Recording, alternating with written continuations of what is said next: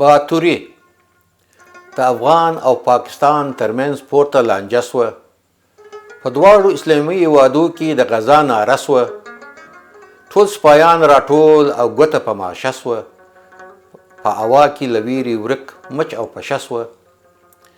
یو خور ضابط چې نوی یې کړی و واده، لکه ټپي سوی مار ارام او قرار یې نه کېده.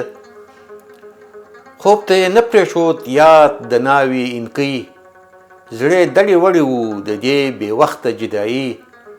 ضابط چې نوې کړې وه کوژده او بیا واده، صبر یې یو ګړی آن یوه ثانیه لا نه کېده. په سلو ارمانو یې قومندان ته وکړ غوړ سلام، ول رخصت غواړم آیا دې وي په ډېر احترام. یوه شپه شاوه وم سهار د خواشې سلامي، دلته مې ولاکه د هغې انقي خوب ته لا پرېږدي.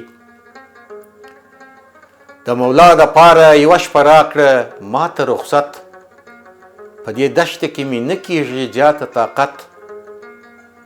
جنرال سرسو ورته ویلې ډېر په غصه، ول نه کېږي په اجاراتو کې کومه پلمه. که وکړې یو داسې فوق العاده د ویاړ کار، چې په هغه کې وي زموږ د هېواد لوی افتخار. په هغه ویاړ به درکړم رخصت سم قانوني، که نه ما هم د 40 کالو پخوانی انقي ژړوي. لړمون خوړن ضابط ولاړ مخ په لوري د سارا، د پاک یو 12 ګزه ټانک یې راوست په خندا خندا. چکچکې سوې هره خواته د هغه په ویاړ، ټولو ویل شاباس دې سي د هغه په دې کار خنجاړ.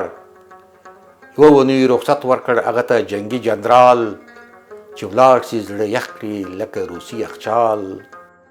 چې بیرته راغی لا ټوله سپایان و انتظار، ټوله ګوته په ماشه تر اوسه امر ته و تیار. ضابط جان لا راغلی نو بیا ژر ورغله ژړا، چې ور په یاد سوه په راتګ کې د ناوې انګا. ول ای قومندانه د خدای لپاره وکړه یوه چاره، کباب کباب او ډېر مجبور یم زه خوار بیچاره. هغه ورته ویل بیا هغه دی خرک هغه درک، ورسه بیا وکړه یو کار د غیرت ویاړ یا سرک. ولاړ د پاکستان 12 ګزه ټانک یې بیا غور راوست، هغه په مزه مزه قرار بیله کوم چرچور راوست. قومندان ورکړه هغه ته یوه ونې بیا رخصت، نه راتلی خو راغی چې پوره یې سو بیا مهلت. بیا اتل ورغی سلام یې وکړ و جنرال ته، ول رخصت راکړه یا مې واستوه چترال ته. جنرال ورته ویل وکړه اتله څه او سون، یا ورځه بیا وکړه د باتوري او شهامت یون.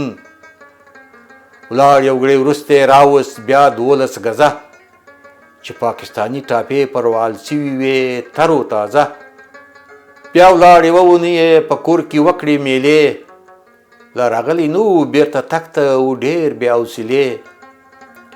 د هغه له راتلو سره ختم سوه د جنګ اظهارات، هغه ته منظور سوي وه د پاچا لخوا مکافات. جنرالي او د زرو مدال ورته پاچا کړی و منظور، دا هغه ته ډالۍ وه لپاره د لوړ غیرت ننګ او کلتور. ټول سپایان ضابطان او جنرالان و ناست، د هغه سوانې ویل کېدې له سهاره تر چاشت. یو سپایي لاس پورته کړ د تالار په آخر کې، ول زه یوه پوښتنه لرم په دې کار او بهیر کې. په څه خریطه یې کشف کړه د دښمن وسیله، څنګه یې بې غږ او غوږه تر دې ځایه راوستله. ستر جنرال ویل ورکړه باتوره د دې سوال ځواب، آیا هغوی مست وه که مړه وه او که وه بدخواب. ول نه صیب هلته ما غوندې و یو تلواري، چې یوه شپه یې اورېدلې وه د ناوې رنګاري. هغه ته هم چا نه ورکوي بې افتکاره رخصت، اوس دواړه وکړ دا کار د یو بل په صلاح او مصلحت. ما هغه ته ورکوه خپل یو ټانک 12 ګزه، هغه په بدل کې راکوي خپل ټانک ما ته بې مغزه. ټول ودرېدل هغه ته د هغه په افتخار، لاسونه یې سره پړکوال د هغه په افتکار. ستر جنرال ویل دا کار غواړي لوړ مورال، اتلان دي اخلي جنرالي او لوړ د زرو مدال. پخوا به زمانو ارڅه کول د ناوې په اینکۍ، اوس د مقام لپاره بزرګان بند نه دي په دوسۍ. دا دود سوي هر پړ پوسته ورکول کیږي مدال، چې په ډینسکي ترلاسه کړي وي ډیل او ډال. ګیله مه کوه د داسو غوړو لوښو په پوسانو، دلته ډېر چغالان پټ دي په ماسک کې د زمریانو.